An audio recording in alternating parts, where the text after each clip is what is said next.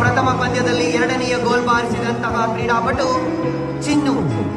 ಚಿನ್ನದಂತಹ ಗೋಲ್ ಬಾರಿಸಿದ ಕೊಡಗು ಜಿಲ್ಲೆಯಲ್ಲಿ ಬೆಳೆಯುತ್ತಿರುವ ಉದಯೋನ್ಮುಖ ಕಾಲ್ಚೆಂಡು ತಾರೆ ಅಂಬತಿ ನಾಡಿನ ಕಾಲ್ಚೆಂಡು ಯುವ ರಾಜಕುಮಾರ ಚಿನ್ನು ಬಾರಿಸಿದ ಚಿನ್ನದಂತಹ ಗೋಲ್ 2-0. ಕೊಡಗು ಜಿಲ್ಲಾ ಮುಸ್ಲಿಂ ಕಪ್ ಪ್ರಥಮ ವರ್ಷದ ಕಾಲ್ಚೆಂಡು ಪಂದ್ಯಾಟದಲ್ಲಿ ಸುಂಟಿಕೊಪ್ಪದ ಯೂತ್ ಫಾರ್ ಜಸ್ಟಿಸ್ ತಂಡವು ಜಯಬೇರಿ ಬಾರಿಸಿತು. ಪಾಲಿಬೆಟ್ಟದ ಯಂಗ್ ಇಂಡಿಯಾ ದ್ವಿತೀಯ ಸ್ಥಾನವನ್ನ, ಅಮತಿ ಎಫ್ಸಿ ತೃತೀಯ ಸ್ಥಾನವನ್ನ ಹಾಗೂ 4ನೇ ಸ್ಥಾನವನ್ನ ಕಬಡಗೇರಿ ತಂಡ ತನ್ನದಾಗಿಸಿಕೊಂಡಿತ್ತು.